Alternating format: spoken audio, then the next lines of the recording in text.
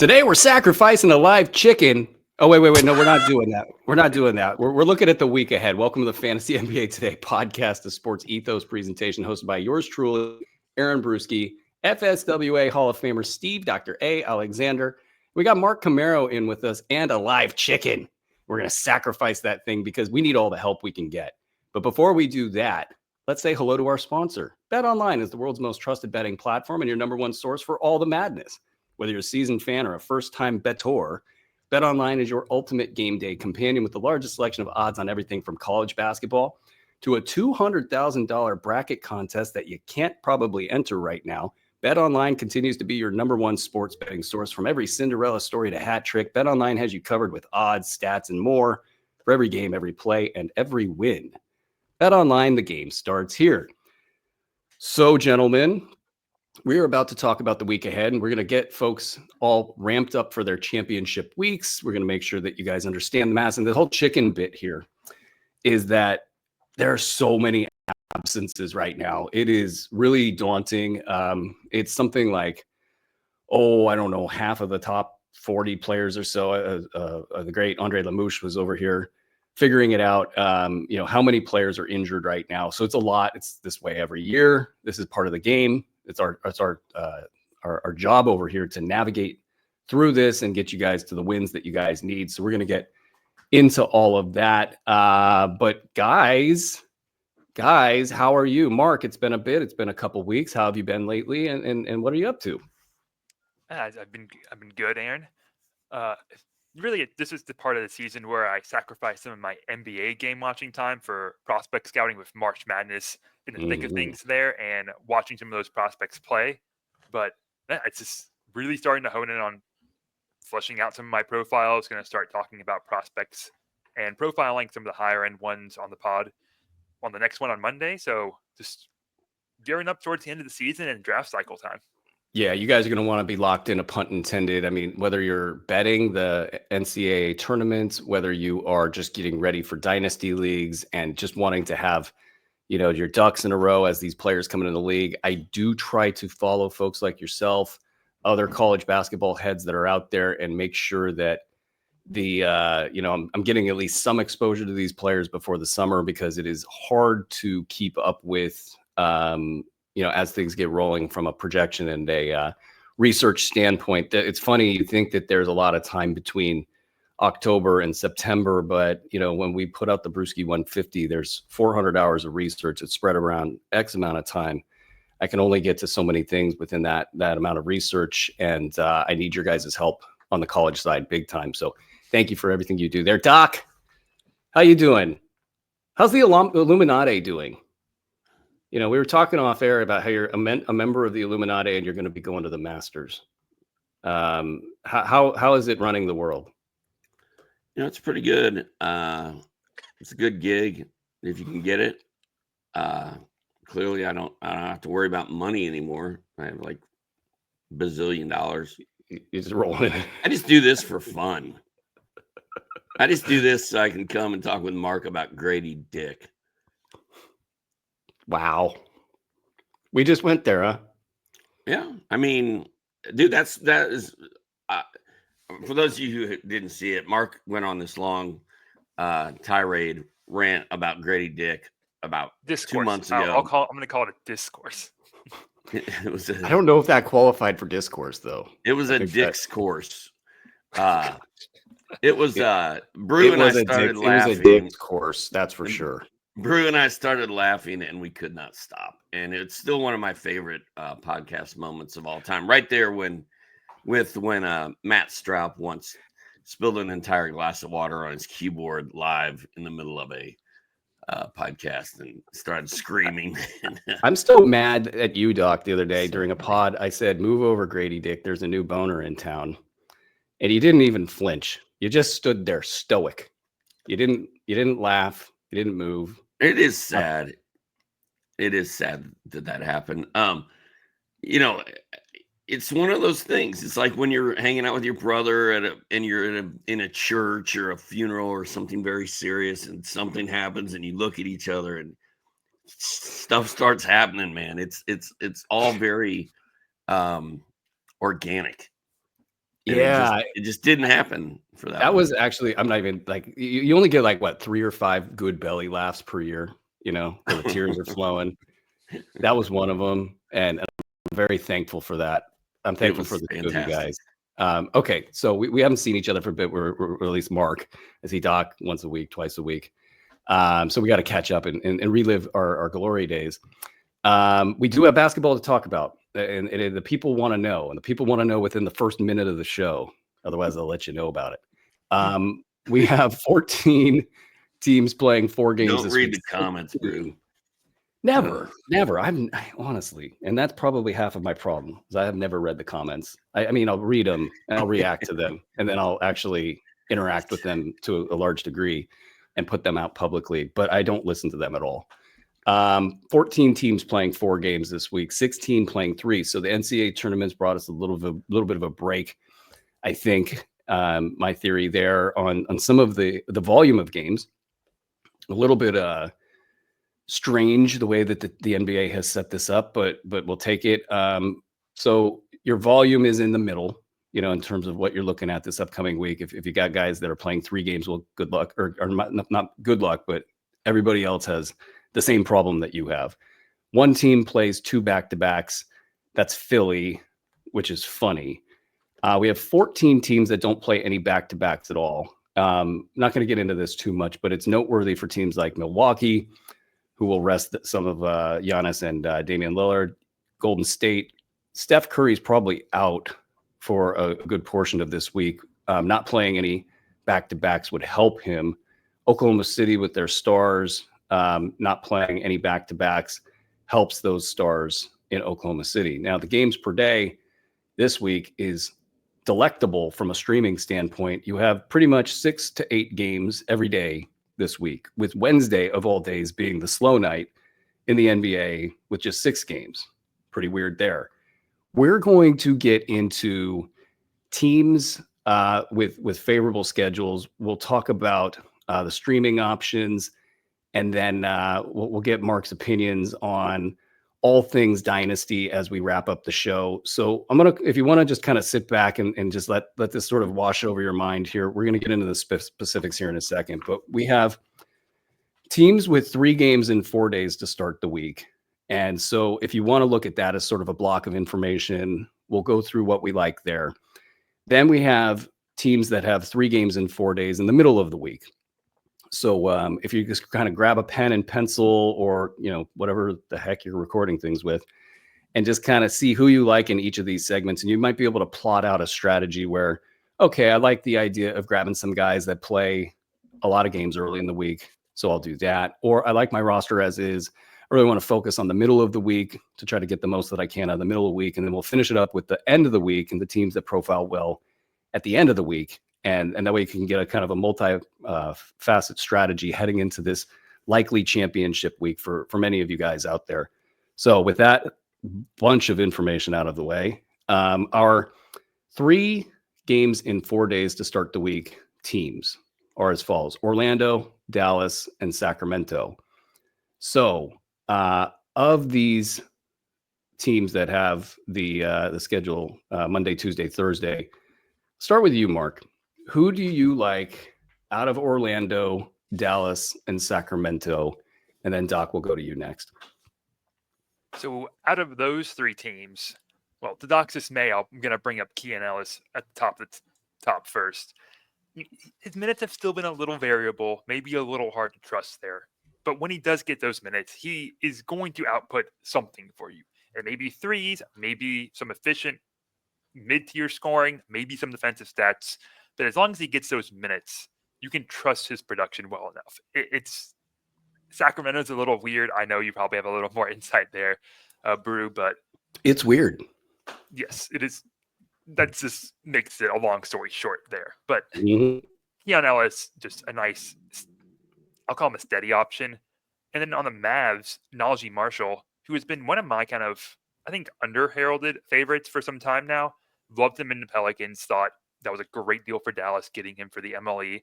And he's putting up some decently efficient points and boards. Dallas needs someone to just drive and score, and Marshall's kind of raising his hand up there. So, yeah, Najee Marshall It may not stand out. It may just be kind of some points and like around 50% from the field. That'll get the job done for streaming. Doc, what would you like out of the Orlando, Dallas, Sacramento triumvirate of greatness? Rick and I are officially done with Orlando. All of them. If their name is not Paulo and their name is not Franz, we don't deal with it. Maybe Goga Batadze does something. I don't know. Maybe your guy Corey Joseph is gonna fall out. Maybe Cole Anthony is gonna do something, but I don't trust any of them. I like Dallas. Pick a Maverick, any Maverick. If they're healthy and you know they're going to play, I think you can roll with them. Kai Jones, Max Christie, Najee Marshall is a must-have guy at this point. Dallas plays 4 times next week. I think really any Maverick that is going to play, I think is going to be worth looking into. PJ Washington should be rostered everywhere. I've got Keon Ellis written down, but I don't really know why. All I can see right now is some dude like in Oklahoma watching us on his computer. Is like, Jesus, they're talking about Keon Ellis again. Like, dude had 0 points last night, 0 assists, 2 rebounds, and 2 steals in 18 minutes. Or on Thursday night. Like, that is just... I mean, if you got him on your team, like Mark said, yeah, if you have Keon Ellis, he usually does something. But, my God, the scoring is terrible. There's no blocks. The steals have been won for 1, 2, 3, 4, 5, 6 of his last 7 games. So it's not like he's helping you win steals. He's getting 1 a game. That just threes aren't due. there. He's due. It's time. The threes aren't there. I mean, maybe in Dynasty it's different. Maybe in Roto it's different. In head-to-head, he's freaking killing people, and he's healthy. Sorry. Yeah, I guess I'll be the will be the sacrificial lamb that talks about Keon Ellis and Corey Joseph and the possibility that Corey Joseph is better than Keon Ellis in fantasy the rest of the way. I'll be the guy. I sacrificed my take for you, Brew. I knew you had a lot to say about these guys. I'm just glad I got that Keon off my chest. Yeah, let me clear my throat here so I can go on a long rant. Yeah, I love it. So Keon, I think, might be a little bit more dinged up than we would like the last couple of weeks. I've just noticed a little bit like 5%, 10% degradation on his ability to defend certain things. But the overall picture with them is it's political in Sacramento, as it's always been in Sacramento. Look, when all roads lead through sacrificial Jeremy Lamb, that's not good. You know, when all roads lead through the owner's daughter, you know, theoretically possibly making decisions for this basketball team, that's not good. When you need to satisfy Zach LaVine's revenge game and DeMar DeRozan's 25,000 points in a game that you really, really need to win in order to solidify your playoff standing, which is important to your basketball team's, you know, whole agenda, that's not good. And when the Kings, pardon me, needed somebody to be good, and when their backs were against the wall, they turned to Keon Ellis over and over and over again, and he delivered all season. Last night, the other night, Kobe White had 30 points in the second half, and they didn't even go to Keon Ellis at all, really. And then they lost, and they were like, we don't know why we lost. They're trying to make Devin Carter a thing, you know, and Devin Carter's had some good minutes, and he's made some good plays. And he also got caught with his head turned multiple times, and he made several gambling plays that were inadvisable. And so along with the highlights came a lot of rookie stuff that in a good organization, you're not trying to get Devin Carter to, after a year of being off due to injury in a rookie season. This isn't like a first overall draft pick. This is a, you know, mid first round pick that is kind of promising, but has a lot of rawness to his game. And by the way, everybody on the team is like, dude, this guy will shoot whenever. And we've been trying to tell him not to shoot, and he's not listening to us. And we're all veterans in the NBA. One of us is going to the Hall of Fame, maybe two of us, and Domantas Sabonis with those stats. And this guy won't listen to us. It's hilarious what's going on in Sacramento from the perspective of they consistently hurt themselves over and over again. So Keon Ellis not being good in fantasy is absolutely a possibility the rest of the way. That said, every time their backs get against the wall, they turn to Keon Ellis and he pulls them out of whatever hole. And when he was in the game last night, they were up by 15 against Chicago or whatever the number was.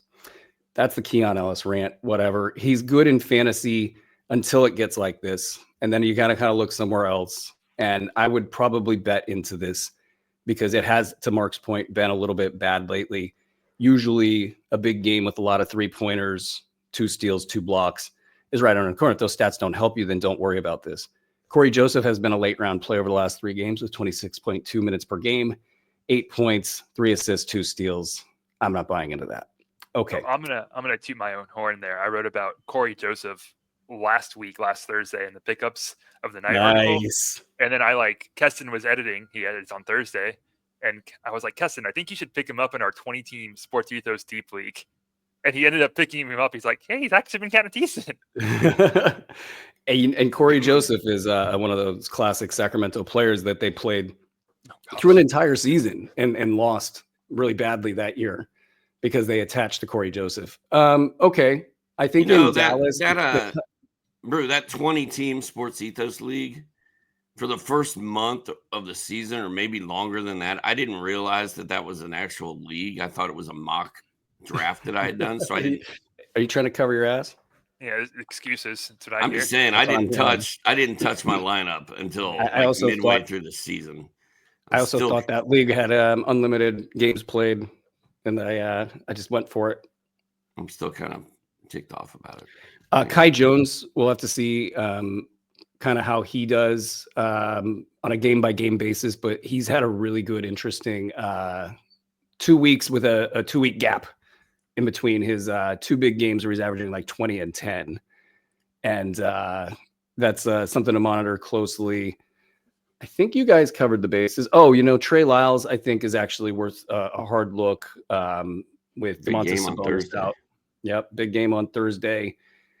They're going to keep going to him, and that's, not good for them, but it's good for his fantasy value. Other than that, I think that's it in Sacramento for players I would target on the streaming side. Did you guys have any other streamers for Washington, or pardon me, not Washington, Orlando, Dallas, and Sacramento going once? For Dallas, just be aware of the games left for the two-way players. For instance, Kessler Edwards just has 1 game left on his 2-way contract, and the Mavericks aren't able to convert him to a standard contract due to basically their financial limitations. Also, shout out Keston Paul again, who wrote about all the 2-way players on all the relevant teams in his layup line preview article. So that's a little snippet I pulled from there, but he had a lot of great details on that, not just for the Mavs, but for players such as on the Sixers and other teams. The amount of kind of like surface level work that's going on like Twitter and places like that compared to the stuff that like yourself, Mark, and Keston are doing in these deeper dives, but they're really concise and they're easy to read, quick reads, but they're deep. It's like deep and quick at the same time. And the goods are there. Check out Keston's work. I every time I read it, I'm learning more and more stuff that I'm not seeing. And I'm looking at this stuff 24 hours a day. It feels like. So great stuff. Let's get to the midweek options. We've got Washington, the Lakers, and the Pacers, who Washington is always very interesting. You got the Lakers and then Indiana. Who do you guys like as streamers for these 3 squads? Let's start with you, Doc. Well, Keyshawn George, obviously. I'd like to think that Justin Champagnie is a streamer. I would like to think that he's going to be reliable. They randomly kept him out of a game recently, and I just hope Justin Champagnie gets to play for Washington down the stretch. And then Vucevic, the forward/center for Washington. He's been really good, man. I really like him a lot right now. Sorry, Am I I was reading the supposed to private keep chat. going? Yeah, no. I'm supposed to facilitate and hand the ball over to Mark. But the I mean, I've private got chat other got me again. guys. I've got a list. Oh, by all means. Well, no, here, hang on. You've been yapping a lot over there, Mark. Oh yeah, you get I in really here. have been. It's Well, really shut it's up. you and not me. It's you and not me. Mark, do you have streamers from Washington, the Lakers, and the Indiana Pacers that you would like to talk about? I think you pretty much covered it on Washington. I mean, if the Wizards go full Jazz and literally bench their whole rotation, we saw Colby Jones have a bit of a moment there.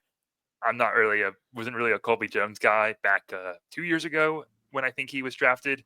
But if the Wiz go full Jazz, then sure, Colby Jones will put up some stuff across the board in counting stats.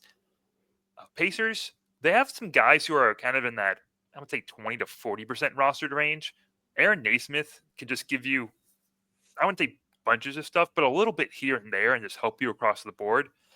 Now, if you're streaming, that may not be the best type of player because you're normally looking for specific stats. But if you just have a close matchup and you want a player who's going to get minutes and going to get you something usually, I would definitely give Aaron Naismith a look. I saw he was like 30%, 25% rostered last night, which seems a little low, but I also get it. He was out for like the first 3 months of the season. Yeah, rostership percentages are really, really, we need to come up with a different way, I think, of assessing as an industry how they go. Because like you're right, with the Naismith, however many leagues that are like public leagues that everybody quit in the first 3 weeks of the season, you know, and Naismith wasn't an option. That's weighting that number down. We just don't know what the real number is. So we all complain about it, but I don't know. He's probably rostered in what, 80% of competitive leagues? Yeah, I would say that feels more accurate. And yeah, I try to artificially inflate that number in my head for the reasons you stated, and inflate the roster percentage number. But I could see it going either way with a player like him who doesn't really stand out in a category, but just is valuable for across the board little chip-ins here and there. Yeah, absolutely. I mean, and the question is Tyrese Halliburton going to take a game off? You know, I think that's going to be a question the entire way down the stretch. That back injury was absolutely brutal early in the season. He worked through it. Then everything's been great until the last couple of weeks. And hopefully the long absence earlier in the week was, something that got him back on track. That impacts everybody. I mean, Benedict Mathurin had a huge night. Was it Wednesday night? That Thursday night. Yeah, Thursday night. That was just classic.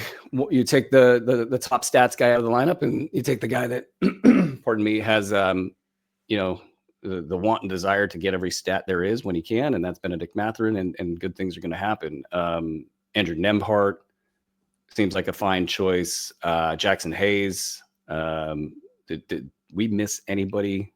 I mean, Washington. We talk about them every show, it feels like. Well, the Lakers, I feel like Dalton Connect and Jordan Goodwin. I've kind of been digging those dudes recently, but with LeBron and Austin, has any Reeves, player on the way back? Sorry to jump over, but has any player been more March and April than just Jordan Goodwin? Hey, he was good. He was, I thought, pretty good for the Grizzlies last year during their curse season. And what's crazy about it is like he was great the last season down the stretch, and then he just disappeared for 2 games or something. Yeah. And like nobody in Memphis knew what was going on. They didn't report on it. They had so many injuries they didn't care. And here's this guy that I think he had a 20 rebound game in there. And he's in LA now, kind of doing the same stuff where like he'll do something completely, like end up on Shaqtin' the Fool, and then he's still putting up numbers. And I mean, LeBron's basically back. So that kind of ends it probably for him. But yeah, I mean, LeBron and Reeves are probably both coming back, which means Dalton Connect, Gabe Vincent, Jordan Goodwin, Jared Vanderbilt, all those guys take a big hit. Yeah. All right, let's get to the Knicks because they've got an interesting Tuesday, Wednesday back-to-back, and they also play Friday and Sunday. So you get a lot of goodness schedule-wise from them. But are you guys biting on any of the streamers there? They don't have any streamers. Thibodeau only plays 5 guys. Yeah. I had the same note.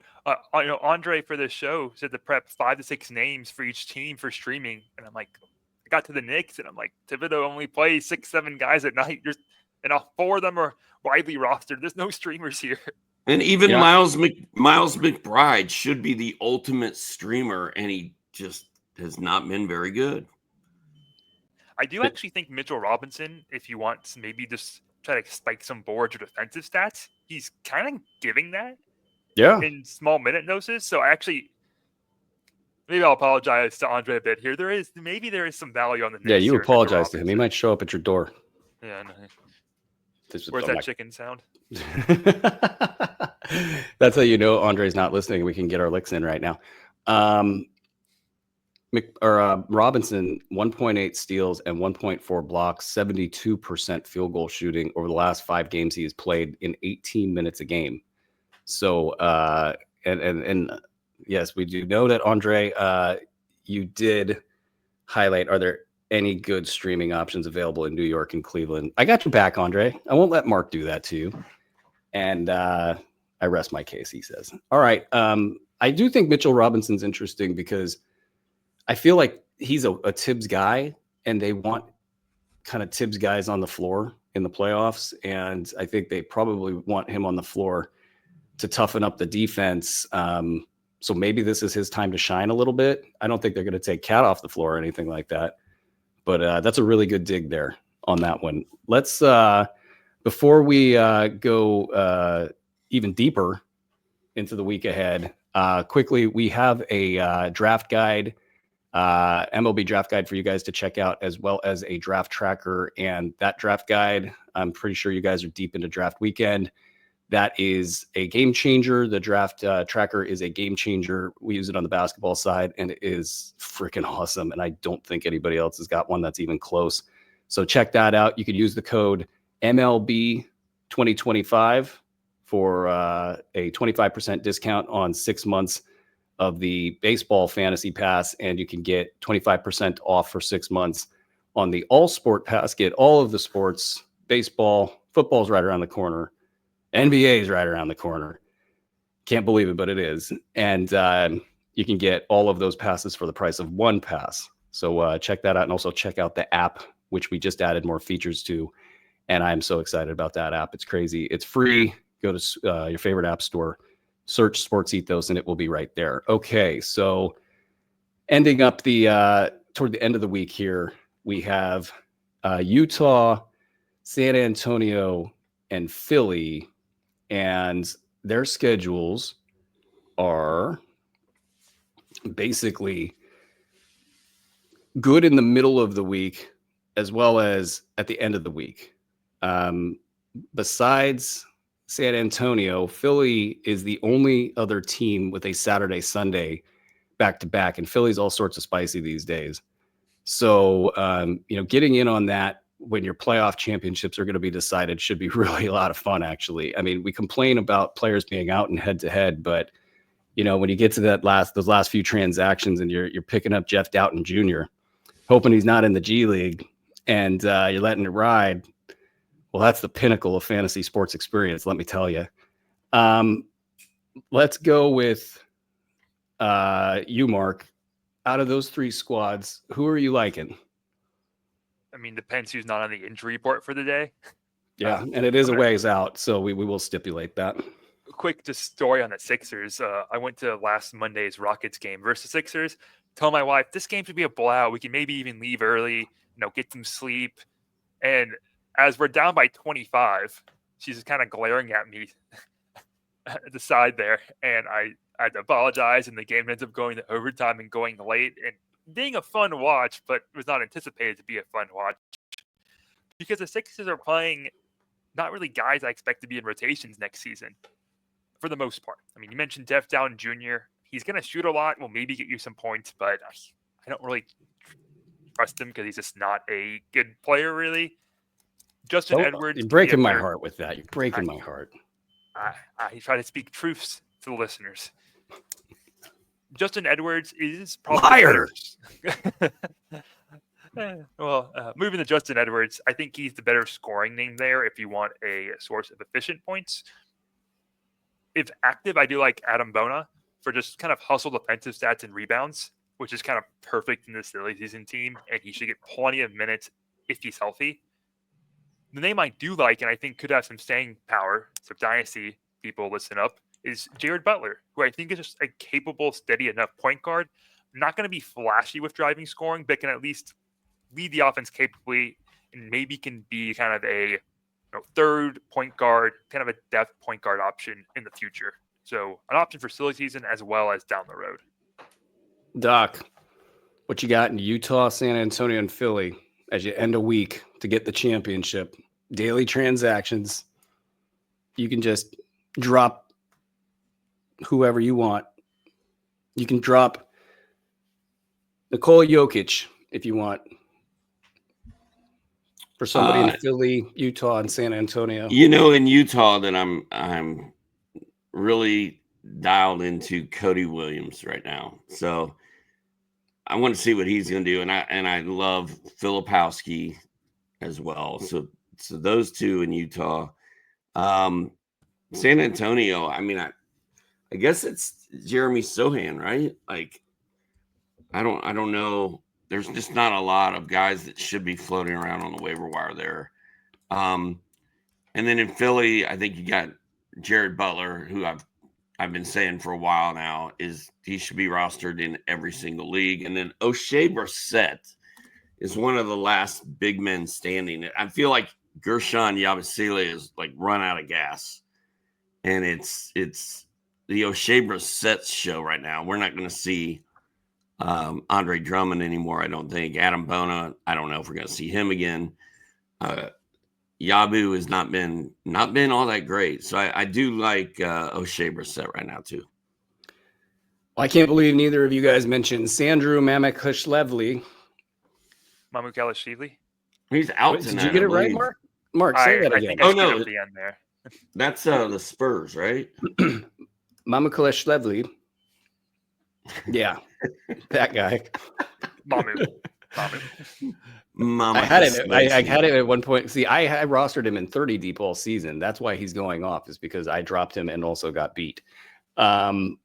He's the number 25 player over the last 4 games because of one. He scored in double figures in 4 straight games. I did not know that. I just saw the 34-9 explosion. It's okay. You don't know that. I've been trying to make Mamu a thing for years, it feels like, and it's just never come close to working at all.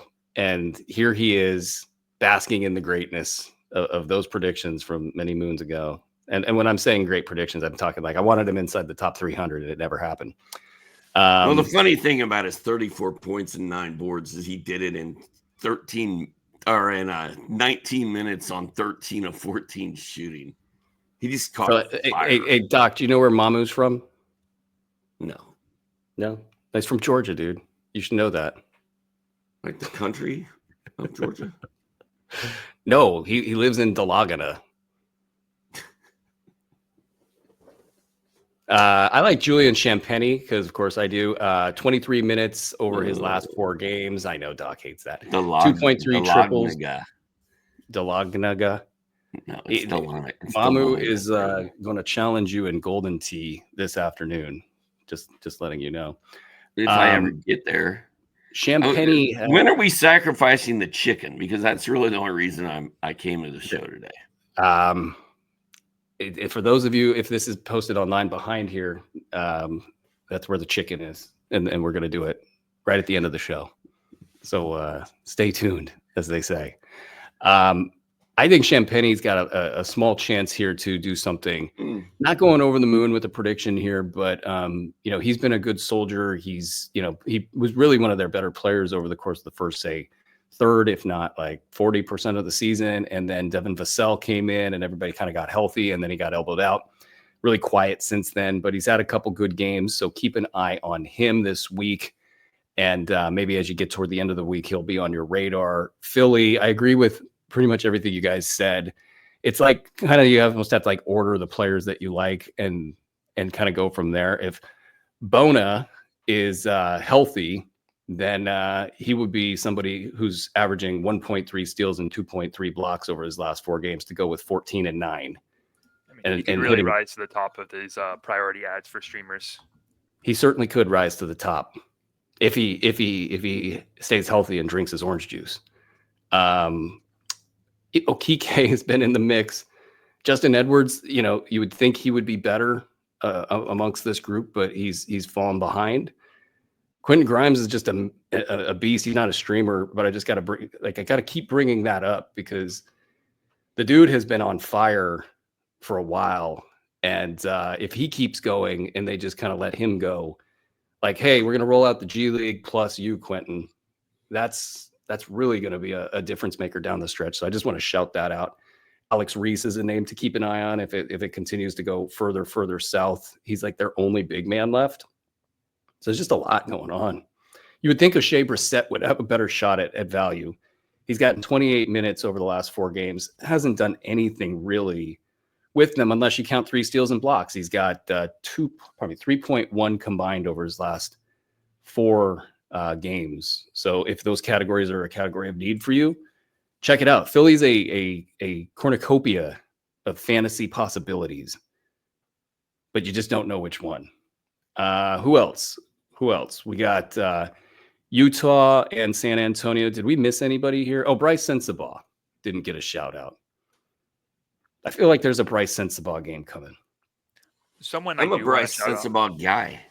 Yeah. Okay. If Adam Bona didn't perk you up, Sensabaugh will. I've done 2 podcasts in a row where no one has mentioned the fact that Bronny James had a career game on Thursday night. I mean, I'm just saying. Okay. Are you making a prediction right now, Doc, where no, like thereby the season is so silly that Bronny James will be added with like seriousness in fantasy? No, I'm saying props to us for not talking about it. All right. Well, that's what you just did. I know I just did, but it's not like we're like, ooh. All right. Let's either sacrifice a chicken or let's get to Mark's Dynasty takes because that's what he's here for. That's why he's one of the best in the industry at this, and we need to get the value while he's here on the show. So, Mark, what are we going to talk about? So, are we buying in or buying into or fading some of these silly season runs? Like, how are you evaluating this stuff, and what's on your mind as we get into this last couple weeks of the season? So, yeah, that's going to be the theme of this Dynasty Talk corner here is what can we actually take away from these weeks? Because for redraft, it feels very silly. For Dynasty evaluation, it's also just as silly. And I tried to find this research, but I'm still going to cite it. I think it was Kevin Pelton from ESPN who did this.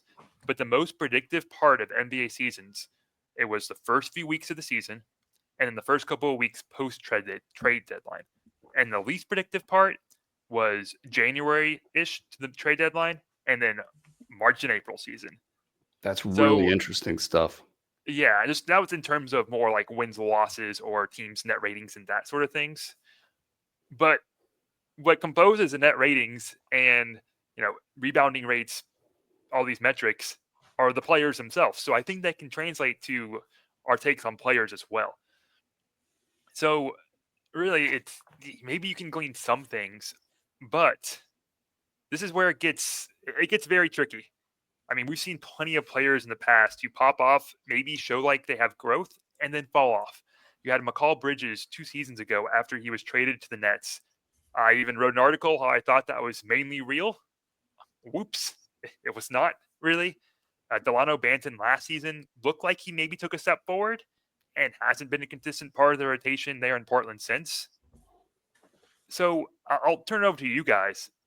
Do you ever, I guess more in a redraft talk, do you ever flag players who pop off now and then actually go back into them? Or do they kind of out of sight, out of mind once, April 15th rolls by? I'll say this. When I saw what Keon Ellis was doing last season, I told people internally here, I said, this player is going to be special. And so what I saw in that film was pretty much all I ever needed to see. So those were kind of normal games, and he was getting in there and he was doing great things within the context of normal games. For players like, some of the guys on Philly or Utah or, any of these tanking teams, I really think it comes down to the film itself. Like is that player, you kind of like take what they're doing and you kind of try to juxtapose it against a real game and see what that actually would look like. Another example might be Thursday night's game.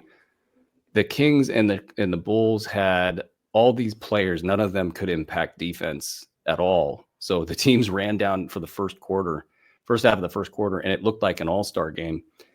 And you look at that and you go, that's not real basketball. Like if that was in a playoff setting, none of those plays would have ever happened, and the game would have gone entirely differently. I'd completely rule out anything I saw in that game from a long-term perspective. So that's kind of at least a little bit on what I would say in response to your question. Doc, what do you got as far as like, as you evaluate stuff during the silly season? Do you like it? Like, do you, I've been accused of loving silly season. I don't love silly season. I do love silly season heroes occasionally. I hate the fact that all of our guys are banged up and who knows who's going to play from night to night. But, I'll just mention Anthony Randolph from 2006 or whenever it was. oh boy. Yes. Where he went on a silly season rampage. I was like, that's my boy. And I have an autographed Anthony Randolph jersey hanging, or I did. Yeah, it's still here, hanging in my office because of that. And Anthony Randolph was heavily touted the next year because of that silly season bonanza he went on, because he could block shots, he could hit threes, he was stealing, he was rebounding, now he was balling. And another guy that was a silly season hero in 2012, Jeremy Lin. He turned a silly season explosion into a 4-year NBA career, I think. Yep. He was never as good as he was in that magical time with the Knicks when it was Linsanity, but I get goosebumps thinking about that time. A lot, and I had him on I've just picked him up in 30 deep. That's why I won that year. So I was like, I love Jeremy Lin, and he was drafted more than he should have been the following year. So there's a lot to learn from these silly season hero games, and it's easy to get sucked into it. Like if Mamu, like if he does that like 3 more times in the next 2 weeks, we're going to be like, man, this guy maybe can play. And it just sits in your head and you think about it. And then guys end up getting overdrafted later. But I'll put it to you guys. Quentin Grimes and Jared Butler both, I mean, are 2 guys that I think of where next year I'm probably going to be looking at them before I should, because I really like the way they played for Philly in the second half of this year. I'll put it to you guys this way. I saw Jalen Johnson play whatever, like 16 playoff minutes he had the year before the explosion. And it was just like, oh my God, why isn't this guy on the floor more? What's going on here? So I do believe that you can kind of sniff this stuff out watching just like a couple minutes of basketball. But it maybe the challenge gets even tougher when you see more minutes of a player in silly season who's super successful. Like so that. Go ahead, Mark. I think you all read some of my prep notes on this section, because you all are hitting on like the exact points I wanted to bring up and what I think we should care about for Dynasty and what we shouldn't care about. So like with the Sixers, fun house of mirrors there, volume stats, I could care less. I could not care less about. I think that's how you phrase it. Thank you, Mark. This is actually, you just reached into a Doc pet peeve. I remember who trained on this. I made this mistake in a blurb. People who say I could care less drive me crazy. Yeah, I was that guy. So I drove him crazy when I was almost let go from Roto World in my first week because I drove Doc crazy. Go on. Well, that's part of No, I try to make sure I have proper grammar. It annoys me too, and it's like neurotic. Anywho, I could not care That's not less proper about. grammar. There's no such word as anywho. I'm just letting you know. Go on. Anywho, as volume stats, I really couldn't care less about them because they're so tied to minutes. They're so tied to just who's on the court, and no matter what level talent of team, there's always going to be some baseline level of points and rebounds and assists that are total up from the players on the court. Someone's going to get some assists, some boards, some points. It just is going to happen no matter what. And even shooting percentages, in a sample size of 20, 25 games can be very deceiving. Mm-hmm. And a lot of times we see that in this stretch, in the least predictive part of the NBA season in March to April, those shooting percentages don't always jive with the rest of a player's career. I mean, frankly, with some hindsight benefit, or maybe that should have been more predictive. That was a concern with Mikal Bridges' run when he got traded to the Nets. Sometimes we see young players, quote unquote, figure it out during this time, and then maybe they actually didn't when we see them play the following season. I think we saw that a little bit with Scoot Henderson somewhat the end of last season, where he did take off and then somewhat reverted, somewhat just growing pains, still adjusting to the NBA beginning of this season. And Jalen Green for like 2 or 3 straight seasons there where he would pop off with like 25, 30 points per game in March and April. And then, he struggled the next season. I think a player that might be experiencing that now is Stephon Castle. Maybe I'm digging in my little trench a little bit because I wasn't the biggest fan of Stephon Castle coming in. But I think there could be a little bit where people really buy into him, what he's doing now on a Spurs team that, frankly, is not all that competitive and have to trot out some players. And he is showing some flashes, but the nightly consistency, his low points are still very much there scattered throughout his game. I feel like sorry, go ahead. Yeah, and there's one more point about like fake games. You mentioned, I forgot what 2 teams it was. Kobe White, I think, and someone just going back and forth and scoring. There was a Wizards Nets game last season, and I think it was in March or April, where Jordan Poole and Cam Thomas like went off for like 30 or 35 points each, and they were guarding each other in silly season. You're telling me that's real? No, it's not at all. This is where the volume stats and the shooting percentage, that's what I don't think translates as much. But I'll open the floor to y'all. Do y'all have any comments on that? Mark, speaking of Stephon Castle, is he locked in for Rookie of the Year? Okay. I have in my notes that a little bit of ranting about Castle and the narrative surrounding him. And I was like, you know what? No, I'm not going to go on my rant here on the pod.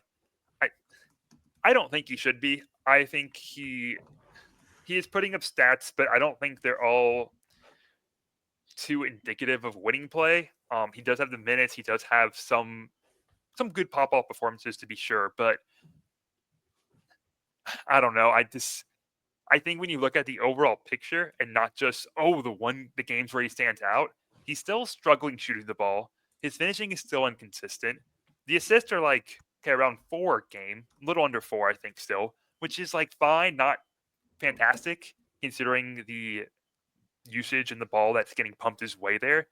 And it's not like the defensive I think is impressive, his stoutness and his ability to play in the scheme, but he's not generating steals. He's not actually like event creating for your defense. He probably will get Rookie of the Year. I don't bet, but if I did, I would. Wait, who do you think's going to get Rookie of the Year? It probably will be Castle. I won't agree with it. I think Jalen Wells. Who was your Rookie of the Year? I'd probably Who was your rookie? I'd probably go Jalen Wells in Memphis. I think Ricochet is making a little bit of a case here. I do like a lot of the connective things he's showing, but he hasn't been good enough the whole season. But Jalen Wells, I think, people will compare it to when like Malcolm Brogdon won Rookie of the Year and it felt a little fake. But I think Wells has been maybe not flashy stats wise, but has been a really just solid NBA rotation player, which is impressive as a rookie. Dude, give me Kyle Filipowski. Nothing. Nothing. He's 15. Not enough. To 1. No. I was actually very much kidding there. I just wanted to see if I could get a rise out of anybody. Dude, I don't understand the hate on Cat. I mean, if you like Jalen Wells, who all he does is score a few points, Stephon Castle's had a really good season, I think. Well, no, Jalen Wells has been a huge defender for Memphis. That's like, to me, if I'm voting Jalen Wells, I don't care about the points as much. I mean, he's been a pretty reliable shooter for them at times and taking kind of higher profile shots. That probably carried the types of the weight of the shots that he's been taking. He's played 70 games this year, and that's the most, I believe, amongst rookies. And that is, to me, maybe the bellwether of this thing. In terms of fantasy value, Khalil Ware and Alexander Sarr are at the top of the list for per game value. You could probably maybe put Edie in that fantasy conversation. I don't think the minutes and the nightly consistent performances have been there for him for fantasy. Definitely not my rookie of the year, though. Some people would put him up there. There's a reason he's only playing about 20 minutes a game, though. Well, and that might actually be some of the reasons that Memphis has been struggling lately. So it's not like he's impacting winning Zach Edey. And it has been interesting that a little bit of their bounce back has come because my guy Jay Huff it looks like he's healthy again, or maybe they're just letting him play. And that sound was definitely Doc. I wasn't looking up at the screen, Jay, but I know shade on, dude. I won't huff and puff at your Jay Huff take there. Thank you. I like this game. Thank you very much, Mark Camaro. You get to keep your job. Doc, I don't know about you. Eves Misi, Eve. Donovan. His name is Eve. Thank you. Thank you very much. It's 2 shows in a row. You know what? How about a vote for Keyshawn George? How are you guys with that? He's played 61 games so far. How do you feel about Keyshawn George? He's been a block, steals, and threes. He's been good, man. I'm talking like a reality rookie of the year, because I mean, I guess I'm with Mark. Reality's over, dude. Reality's over. It's all fantasy. Everything. Stephon Castle at plus 600, and then everybody else with terrible odds. Is he actually plus 600? No. He's minus 600. He's minus 600. Zach Reese. No, I got it confused. I thought you meant minus 600. I don't know. I don't know if is San Antonio going to let Stephon Castle run this show down the stretch and get the numbers he needs for rookie of the year? I don't know that they roll like that. Castle is minus 600. The next closest, according to Fox Sports, is Zach Reese at plus 1,500.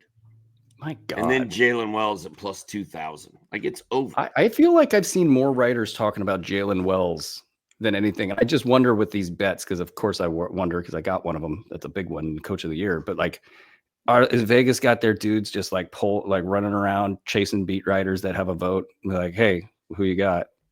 I would think Wells is a good bet. I feel like I've seen more beat writers talking about Jalen Wells as rookie of the year than Reese. And Castle, I just don't. I mean, I guess the counting stats are there: 14, 3, and 3. Castle's been more high profile.